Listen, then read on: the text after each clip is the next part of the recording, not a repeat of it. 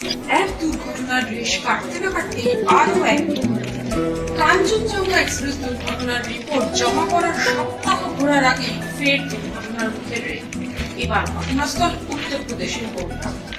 উত্তরপ্রদেশের গোন্ডায় চণ্ডীগড় থেকে ডিব্রুগড় গ্রামে ডিব্রুগড় এক্সপ্রেসের লাইনচ্যুত হয়ে যাওয়ার খবর পেয়েছে। জানা গিয়েছে এই দূরপাল্লার ট্রেনটি 10 থেকে 12টি কামরা বেলাইন হয়ে গিয়েছে। তার মধ্যে 3টি কামরা সব থেকে বেশি দাঁড়ানো, কারণ কামরাগুলি ট্র্যাকের উপর রীতিমতো উল্টে গিয়েছে। গোন্ডার কাছে ঝিলাহি রেল স্টেশনের কাছে বৃহস্পতিবার দুপুর 2:30 নাগাদ দুর্ঘটনার মুখে পড়ে ডিব্রুগড় গ্রামে ডিব্রুগড় এক্সপ্রেস।